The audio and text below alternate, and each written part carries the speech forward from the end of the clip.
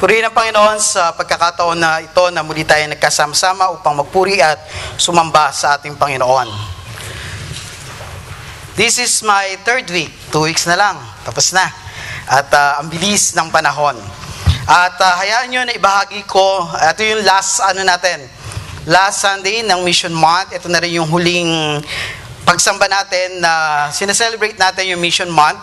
At gusto ko bago tayo tuluyang matapos, naniniwala ako na isang bagay na nais ng Panginoon na makita sa buhay ng bawat isa sa atin, yung klase ng paglilingkod na dinidesire niya na makita sa buhay ng bawat isa sa atin. Kaya for this week, tonight and next Sunday, hinati ko po yung pag-aaral natin. Ang topic po natin, on the road to servanthood. No? Yung daan patungo doon sa tunay na paglilingkod sa ating Panginoon. At sa gabing ito, yung puso na magmamahal, maglilingkod sa ating Panginoon, ang ating pag-uusapan. Paano natin nalalaman kung yung isang tao naging mahal ng mga tao na nakapaligid sa kanya? Usually, kapag namatay siya, maraming nakikiramay. Tama po ba? Alam niyo, lumaki ko sa lugar na yung parang yung libing at yung lamay, parang big deal sa mga tao sa aming lugar. Lumaki po ako sa Navotas na yung lamayan na yan ay tumatagal ng ilang araw. Talagang mas mahaba, parang mas masaya, parang fiesta ang dating. Kasi talaga nagpapakain, tapos talagang walang tulugan, at ang tawag namin sa huling lamay Grand Finals. No? Parang The Boys, Grand Finale. Yan, sasabihin, punta ka ba sa Grand Finals mamaya? Ayan, yan ang tawag. At doon mo nakikita kung yung mga tao ay talagang mahal siya. At marami siyang nahipo na buhay kung marami nakikiramay sa kanya. At ang pinaka-highlight, yung time na libingan. Pag nilibing na marami, kasi po ang libing sa amin, nilalakad mula sa simbahan hanggang doon sa sementeryo. At ewan ko kung nakapunta na kayo sa lugar na yun, napakaliit lang ng kalye na Navotas. Parang 2-way lang siya. At kapag merong nilibing, usually ang Sabado o Linggo ng 2:00 ng hapon, huwag kang pupunta sa lugar na yan ng ganyang oras. Kasi talagang aabutin ka ng siyam-siyam bago ka makapunta. Ang nangyayari pa naman, yung mga patay nasa dulo at yung libingan nasa kabilang dulo. Kaya ang nangyayari, halos sarado yung buong daan. Mahirap. At ako talaga, dahil wala na ako sa Navotas, chinechempo ko talaga na wag doon sa mga oras na yon, or kapag aalis naman ako, dahil nung nagtuturo pa ako doon sa simbahan, pipilitin ko lang, before 2, makaalis na ako na Navotas, makalabas na ako. Otherwise, mga 4 o'clock, bago ako makalabas, sa maliit na lang yun maliit na bayan lang. At kapag nakita ng mga tao na konti lang yung nakikipaglibing, sasabihin nila, ay hindi siya sikat. Yan. So, yun yung basihan nila. Kung yung isang tao ay maraming naipaglingkod, maraming kaibigan, mahal ng kanyang kapitbahay. Alam nyo, hindi madaling maglingkod. Tama? Lalo na sa gawain ng Panginoon. Kasi, wala naman itong bayad Diba? Parang lahat ng ginagawa natin dito, voluntaryo. Kaya yung mga manggagawa, hindi rin tayo mapilit Hindi ka rin maobliga na kailangan mong gawin to, magsakripisyo ka para dito. Kasi wala namang binabayad sa bawat isa sa atin sa gawain na ito. At kung titingnan natin sa naturalesa ng isang tao, ang gusto niya, pinagsisilbihan siya. Ang gusto natin, tayo ang nakaka-receive ng lahat ng mga bagay na paglilingkod ng ating kapwa. Dalawang tao, ang makikita natin, magbibigay ako ng 2 halimbawa ng tao na talagang nagpakita ng kakaibang klase ng paglilingkod. Siyempre, hindi natin pwedeng iwan ang ating Panginoong Hesus. Bagamat Diyos, nagkatawan tao, yung palang, ang laking sakripisyo na.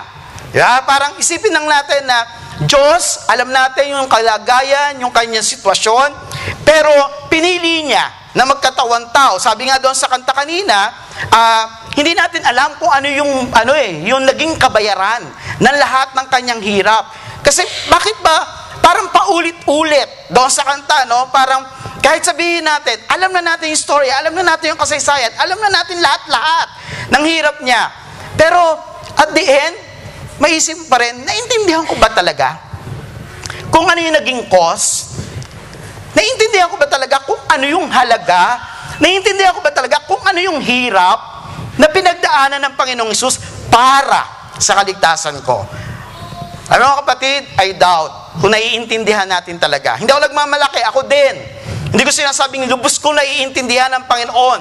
Kasi kung naiintindihan ko talaga lahat-lahat ng kanyang ginawa, siguro kung magkasalaman ako, mabibilang na lang Pero hindi pa din The mere fact na lagi tayo nagkakasala, parang paulit-ulit natin na inilalagay doon sa krus ng Kalbaryo ang ating Panginoong Hesus.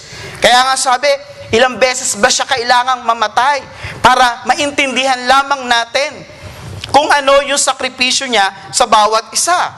So yung sakripisyo ng Panginoon, hanggang ngayon may impact sa buhay. Hanggang ngayon, sa history noong nakaraan at yung history na ginagawa ngayon, yung Panginoong Hesus natin, hanggang ngayon may dating yung kanyang ginawa sa buhay ng lahat ng bawat isa sa atin. At yung isang pinaka-grabe, maliban pa doon sa kanyang pagbibigay ng kanyang sarili, yung pagpako doon sa krus, nung hugasan niya yung paa ng mga alagad. At alam natin, nung panahon na yon, wala naman sapatos. Ang mga daan naman noon, hindi sementado. So, isipin mo pa lamang, nahuhugasan mo yung isang paa ng tao, medyo mahirap nang gawin. At tayo, minsan nagkakaroon tayo ng, ganong klaseng gawain na sinisimbolize natin, pero hindi natin talaga maramdaman yung bagay na yon. Meron pang isang manggagawa ang Panginoon, si Dwight L. Moody, na kilala siyang evangelist during the late 18th century. At yung mga pastor sa Europe ay nagkaroon ng convention doon sa Moody's Northfield Conference. At sa yung European culture na kapag pumapasok sila doon sa kanilang mga kwarto, nilalagay nila yung kanilang mga sapatos sa labas. Expecting na merong helper na kukuha ng mga sapatos nila at isa-shine, lilinisin yung mga sapatos. Pero si Dwight Moody, alam niya na sa Amerika ginagawa, walang helper. Walang ganong klaseng mga tao o staff na gagawa ng bagay na yon. Pero dahil nahihiya siya, na ano na lang isipin. Itong mga European pastors na to, na nilabas nila lahat ng sapatos nila, paggising nila, ganun pa rin ang itsura ng sapatos nila. Kaya, ang ginawa niya, dahil alam niya yung kultura, isa-isa niya kinuha, sinay niya lahat ng sapatos ng mga pastor. Pero hindi niya alam, merong nakakita sa kanya, doon sa kanyang ginagawa. Kinabukasan, kinagabihan, na nilagay uli ng mga pastor, yung kanilang mga sapatos na hindi nila alam, na walang ibang gumagawa nun, kundi si Dwight Moody. This time, hindi lang si Dwight Moody ang nag-shine. Yung nakakita, pinamalita niya, at nung gabing yon, sama-sama sila na nilinis yung sapatos ng mga pastor. Parang, kung titignan natin, ako may-ari nitong seminary na ito, ako yung main pastor dito, parang hindi ko dapat ginagawa yan. Pwede ko naman i-explain sa kanila later na pasensya na, walang helper sa conference na ito. Pero still, makikita natin, ginawa niya pa din. No? Yun yung servanthood. Yun yung pagiging alipin. Yun yung paglilingkod ng nais ng Panginoon na makita sa atin. Alam nyo, ako ang pinakamataas na respeto na yung parang respeto para sa akin, hindi yung pastor na magaling magsalita. Hindi yung pastor na kaya din kumanta or kaya din tumugtog. Wala akong pinapatamaan, Akin yun, akin to. Ang sinasabi ko lang, ang pastor na napakataas na respeto ko, yung pastor na kaya pa rin maglinis ng church, yung pastor na kaya pa rin magsalansan ng upuan, yung pastor na kaya pa rin maglinis, mag-mop ng simbahan. Pero pwede natin sabihin na hayaan mo na sa iba yan para mabigyan sila ng pagkakataon. Hindi ko sinasabi na kapag hindi ginagawa yun, wala na akong respeto. Pero ang sinasabi ko, ang taas ng paghanga ko, ang laki ng respeto ko sa ganung klaseng lingkod at manggagawa ng Panginoon na hindi niya tinitingnan yung kanyang kalagayan, yung kanyang sarili, yung kanyang posisyon, kundi ang lagi niya tinitingnan yung batayan ng ating Diyos.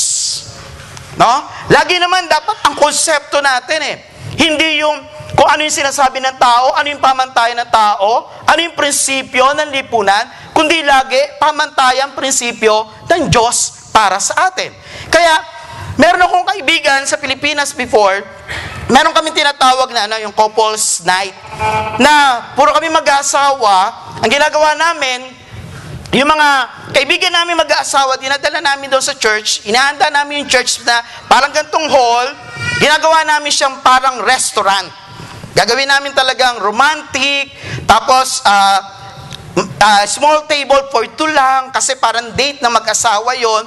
Tapos, naghahanda kami ng masarap na pagkain, tapos meron talagang merong usapan patungkol sa mag-asawa. May kasama ako doon, head ng human resources ng, I think it was GE, noong panahon na yon. Alam niyo, ang trabaho niya, kanya-kanya kaming trabaho Pero yung trabaho na yon, pinili namin. Kumbaga kami nag-volunteer para doon sa gagawin na yon. Pero siya, alam niyo, ang volunteer niya lagi, ako ang maglilinis, siya yung waiter. Siya yung mag-waiter, pagkatapos niya mag-waiter, mag-ahin ng mga pagkain sa aming guests. Gagawin niya at the end, pagtapos na lahat, siya yung nagmamap ng buong floor. Pero, BP yun. Vice President ng isang malaking kumpanya. Pero hindi niya kinakahiya na gawin yung bagay na yun. Kasi alam niya, para yun sa Diyos. Alam niya, hindi yun nakakababa ng kanyang dignidad. Alam niya, walang saysay ang bagay na yun sa kanyang buhay. Sa gabing ito, si Pablo ay nagpakita ng isang paraan, kumbaga, kung titingnan natin yung buhay niya, napaka-excellent ng kanyang paraan, ng kanyang pamumuhay. Kaya kung titingnan natin yung kanyang ginawa, ay marami tayong bagay na maiintindihan sa kanya. So, doon sa akin sinabi, siguro nakukuha nyo kung ano yung gusto kong i-impart na mensahe sa gabing ito. Kung nais natin magkaroon ng impact yung buhay natin, kung nais natin na magkaroon tayo ng difference sa ibang mga tao, kailangan magkaroon tayo ng puso na handang maglingkod sa ating Panginoon. Sabi sa 1 Thessalonians 2:1-4, you know, brothers and sisters, that our visit to you was not without results. We had previously suffered and been treated outrageously in Philippi. As you know, but with the help of our God, we dared to tell you His gospel in the face of strong opposition. For the appeal we make does not spring from error or impure motives, nor are we trying to trick you. On the contrary, we speak as those approved by God to be entrusted with the gospel. We are not trying to please people, but God would test our hearts. 4 na insights po ang gusto kong ibahagi sa inyo. Insights kung paano tayo maglilingkod sa Diyos. Insights kung paano yung misyon ng Panginoon sa buhay natin, magarantyahan natin na magagawa natin na ayon sa paraan at makikita natin na magkakaroon ng malaking pagbabago sa mga kapwa na makakaranas nito. Unang insight, serve for a higher purpose. Sabi daw sa verse 1, you know, brothers and sisters, that our visit to you was not without results. Minsan, kapag tayo naglilingkod, nararamdam tayo na parang nababaliwala naman yung ginagawa natin. Parang wala naman nakaka-appreciate dito mga pagsusonglid ko. Parang wala naman nakaka-appreciate ng mga pagtugtog na ginagawa ko. Yung pagsayaw-sayaw sa gawain ng Panginoon. Yung paninermon, yung pagtuturo, lahat na, sabihin na natin lahat ng ating ginagawa, parang wala namang yatang nakakakita. Parang wala naman nakakapuna. Minsan, yun yung ano natin Yun yung isipan natin. Actually, dumating din ako sa ganyang point ng buhay ko, na parang iniisip ko na nakakasawa na yung mga paglilingkod na yan. Parang ikaw na lang lagi, na pag nalagay ka doon sa isang posisyon, wala na, ano ka na, parang tali ka na doon sa bagay na yon. So minsan dumarating tayo sa ganoon, at ang tingin natin, failure, na parang wala nakakakita, wala nakakapansin ng lahat ng mga bagay na ginagawa natin. Pero sasabihin ko sa inyo, okay lang na walang nakakapuna. Okay lang na hindi ka na-appreciate. Okay lang na minsan feeling mo na parang baliwala lahat ng mga bagay na yan. Pero ang totoo, hindi. Nakita natin doon sa verse na yung kanyang sinabi, alam niya, hindi mawawalan ng saysay ang lahat ng kanyang ginawa. Bakit siya ganun kasigurado? Bakit parang tiyak si Pablo na laging may resulta ang lahat ng bagay na kanyang ginagawa? Kasi ang purpose niya para sa Diyos. Hindi niyo ma-appreciate, hindi niyo makita yung kabuluhan, hindi niyo makita ano yung importance ng lahat ng ginagawa. Okay lang, pero ang Diyos ko, alam niya kung ano yung dahilan bakit ko ginagawa ang lahat na to. Therefore, it is not a failure. Kahit na ano ang reaksyon, kahit ano, walang appreciation, okay lang, kasi ang Diyos hindi mawawaglit, hindi lilipas yung bagay na yon na hindi niya napansin. Okay. Natatandaan niyo yung istorya ni Mordecai sa Old Testament, sa panahon ni Queen Esther. Meron siya na-discover na merong gustong pumatay sa hari. Sinabi niya yung kay Esther. At si Esther, dahil asawa niya yung hari, sinabi niya na meron palang may planong pumatay sa iyo. So yung plot na yon hindi nangyari. No? Hindi natuloy yung pagpatay doon sa isang hari, sa hari. Alam niyo, yung credit binigay naman kay Mordecai. Pero pagkatapos ng parang nakita, okay, sige, si Mordecai pala ang okay, sige, naitala yun, na si Mordecai, meron siyang ginawang isang bagay, at siya ang nagsabi kung ano yung plot para doon sa hari na muntik ng papatayin, no? Lumipas, ilang taon ang lumipas? 5 years. Hindi nalaman, walang binigay na kahit anong reward. Imagine, hari yung papatayin, at dahil sa kanya, nalaman at hindi nangyari. Kung ikaw yung hari na yon, imposible na hindi mo bibigyan ng kahit anong reward yung tao na naging dahilan para yung buhay mo ay masave. Pero 5 taon, walang nagawa. Walang naibigay kay Mordecai. Pero merong isang pangyayari na dahil sa inggit ng mga tao, gusto nila yung mga Hudyo papatay. At nalaman uli yon ni Mordecai. At sinabi uli yon kay Esther, at yung hari nung nalaman niya yon, pinasuri niya yung libro. Nakita doon sa libro na nakatala, meron ka na bang binigay kay Mordecai? Meron na ba tayong ginawa kay Mordecai? Wala pa po, mahal na hari. At yung sitwasyon na yon na dapat yung mga Hudyo, yung mga Israelita, talagang papalisin sa lugar na yon, hindi nangyari dahil iyon ang naging gantimpala sa buhay na ginawa ni Mordecai para sa hari. So minsan, yung reward pala, hinohold, may paggagamitan ng tamang panahon. Baka kaya wala pa yung reward para sa iyo, parang dami ko ng sakripisyo, dami ko ng hirap sa trabahong ito, ang dami ko ng ginagawa, parang hindi naman napapansin ng kumpanya ko. Kapatid, just hold on. May paggagamitan yan. Huwag ka mainip. Hindi ka naglilingkod sa kumpanya mo. Di mo ginagawa yan para sa pamilya mo lang. Di mo yan ginagawa para sa iglesia lang. Meron kang mas mataas na dahilan. At iyon ay paglilingkod sa iyong dakila at makapangyarihan Diyos na karapat-dapat ng tunay na ating paglilingkod sa Kanya. So, hawak lang. Merong mas dapat isipin natin. Kapag napapagod ka na sa lahat ng ginagawa mo, napapagal ka na sa ginagawa mo, lagi mong isipin, hindi ito para sa kanila. para to sa aking Panginoon. Minsan, pero naiintindihan ko, mahirap Mahirap, pero i-enjoy mo lang yung bawat pangyayari, yung bawat sitwasyon. Pahawak ka lang sa Panginoon, mararamdaman mo yung gaang. Mararamdaman mo yung pagkilos ng ating Panginoon. Ako nga, laging kinakantsawan nga po ako ngayon, parang, blessed ka, meron kang 9 days na bakasyon. No, kasi government employee, so 9 na araw, kasama yung weekend. Pero, ang totoo, wala akong bakasyon. Kasi lagi ako ngayon, galing ako sa opisina, umuwi lang ako ng mga 5, kasi preparasyon para sa bukas, babalik na naman ako sa opisina. Walang bayad lahat yun, libre. No, parang, ang saklap, kung titingnan natin, pero naturuan ko na yung sarili ko para to sa Panginoon. No?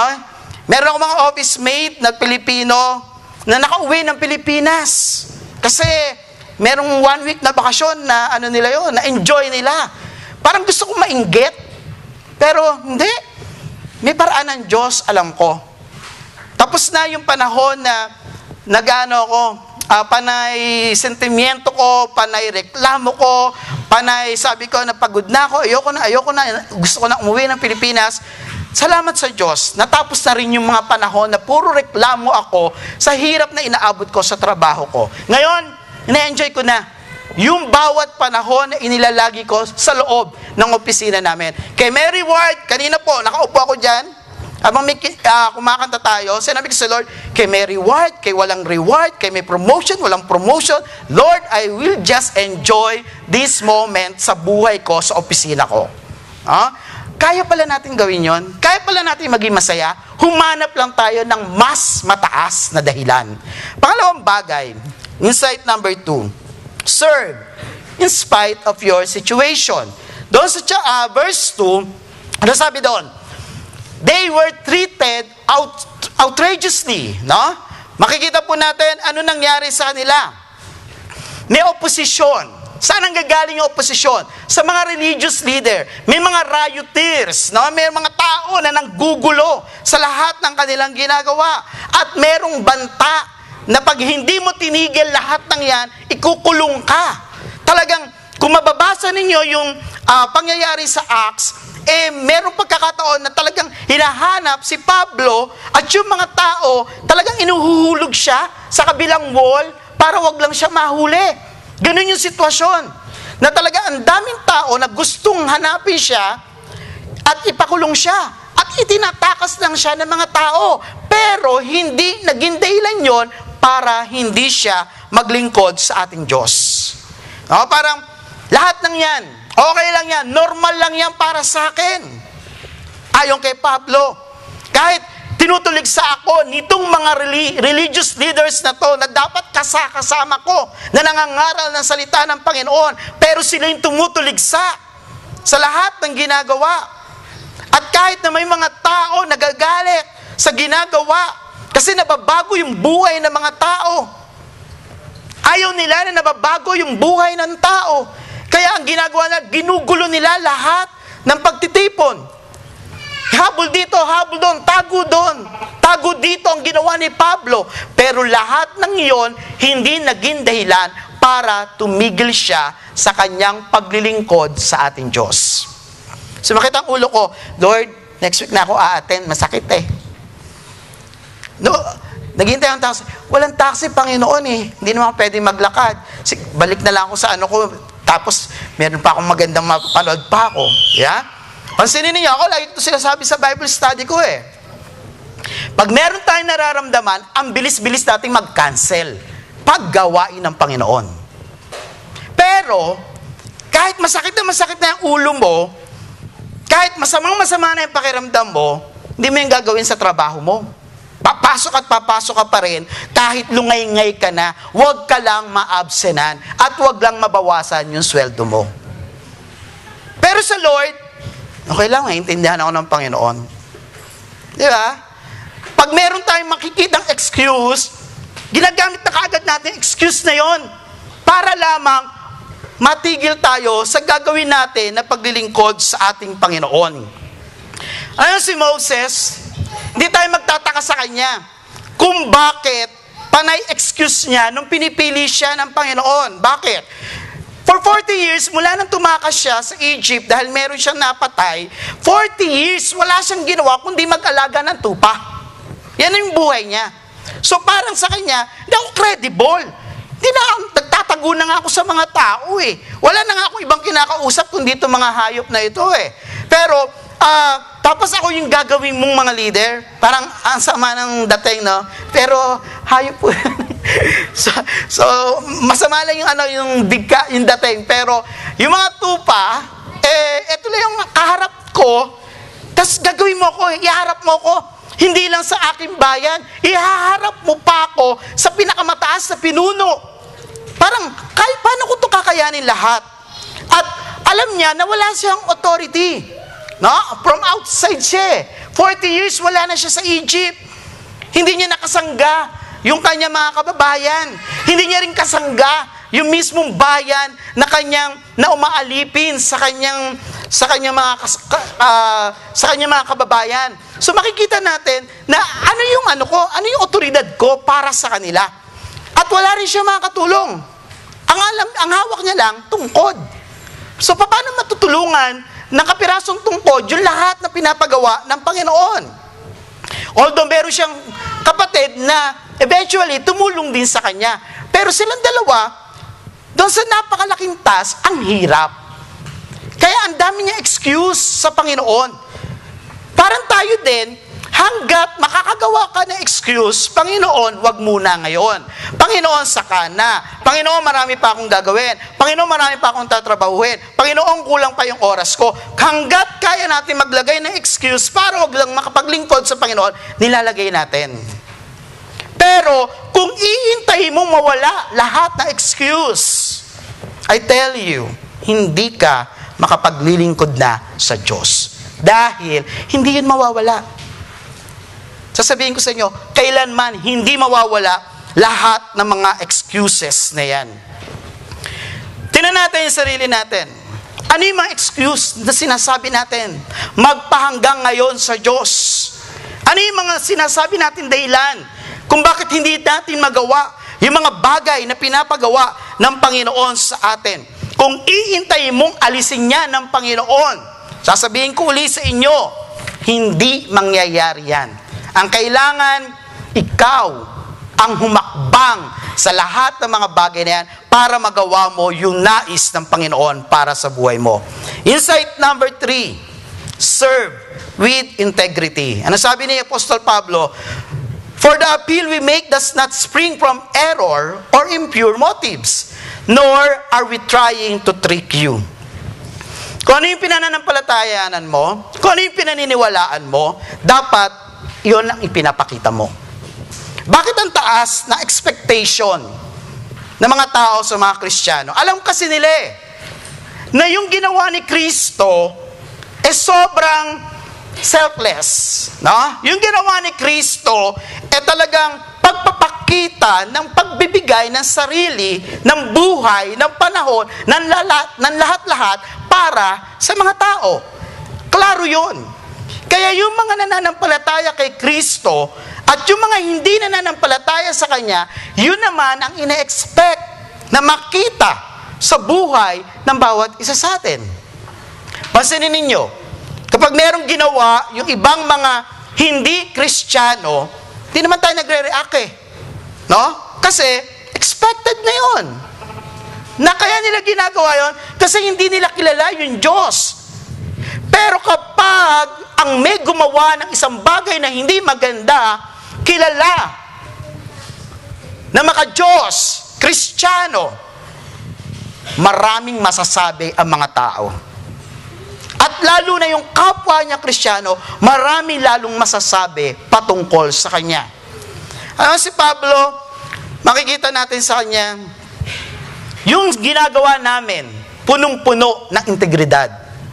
Yung ginagawa namin, hindi dahil gusto namin kayong lokohin.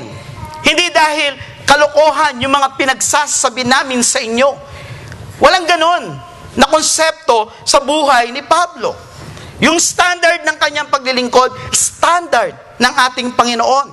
At yung integridad ng isang tao, indispensable quality ng isang Kristiyano. Hindi pwedeng isang tabi, hindi pwedeng hiwalay yung integridad ng bawat isa sa atin.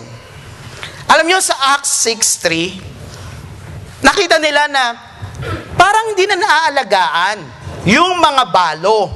So, kasi yung mga alagad, ang dami na nilang ginagawa, pangaral, napababayaan nila yung mga balo. At para hindi maging sagabal yung ministry sa mga widow, ginawa nila, kailangan pumili tayo ng mga tao na mag-aalaga dito sa mga balong ito. Para yung pangangaral, hindi rin mapigilan. Alam niyo kung ano yung requirement nila? That man should be men of good reputation, full of the Spirit and wisdom. Ano yung trabaho? Preparing the tables. Magpapakain ng mga balo. Pero ano yung requirement? Full of wisdom, full of Spirit, at men of good reputation. Magpapakain lang? Kailangan ganun yung level ng pagkatao? Ano pa kaya yung gagawin ng bawat isa sa atin? Ano kaya yung requirement ng Diyos para sa atin? Isang buhay na banal, buhay, kaaya-aya sa ating Panginoon. Pero, alam ko, medyo nahihirapan tayo doon sa bagay na yun. Pero, makita natin yung standard ng Panginoon. Hindi natin pwedeng ibaba. Dapat tumaas tayo, lumevel up tayo doon sa pamantayan na meron na ibinibigay ang Diyos sa bawat isa sa atin. Alam na natin, sa Pilipinas, public servant ang tawag sa kanila. Pero nararamdaman natin, alam natin. Ngayon, ang dami-daming issue sa Pilipinas. Alam niyo, minsan ginagamit ko yung issue na yan para wag ako ma-homesick. Pag iniisip ko na lang yung ginagawa ng mga public officials natin, sinasabi, mas masarap dito. Pwede pa akong tumagal. No? Minsan yung negative, gamitin mong positive Totoo po yun, hindi po ako nagloloko. Na ginagamit kong yung mga pangyayari para sabihin ko pa, sige pa, dito pa ako, ilang taong pa ako dito, okay lang. Hanggat nakikita ko yung Pilipinas sa ganito, dito muna ako. Yeah? Pwede natin gamitin yun na positibong bagay. Pero makikita natin, as public servant, lingkod ka ng bayan, ibigay mo yung sarili mo na hindi ka makasarili. Pero hindi ganon yung nangyayari. At tayo din, bilang lingkod ng Panginoon, yung integridad, huwag natin iisang tabi.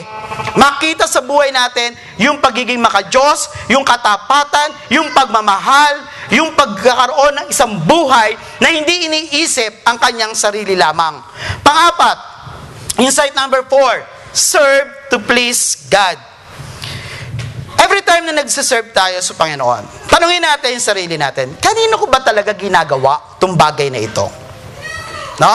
Sabi doon sa verse 4, we are not trying to please people, but God who tests our hearts. Mga kapatid, wala namang ibang nakakaalam ng motibo ng puso mo maliban sa Diyos.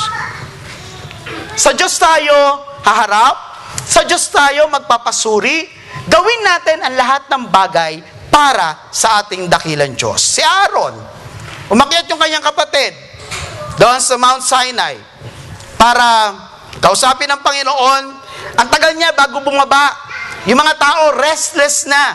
Ang sabi ng mga tao, gawa tayo ng Diyos-Diyosan. Ano sabi ni Aaron? Wala kang makikita doon na pinigilan ni Aaron yung mga tao. Kundi ang sinabi niya, sige, kunin nyo yung mga alahas ninyo, yung mga ginto ninyo, tunawin natin, gawin natin cult. Gawin natin baka. At sambahin natin. Kasi gusto niyang i-please yung mga tao. Natatakot siya doon sa pressure ng mga tao. Kaya mas pinili niya na sige, kung ano gusto nyo, gawin natin.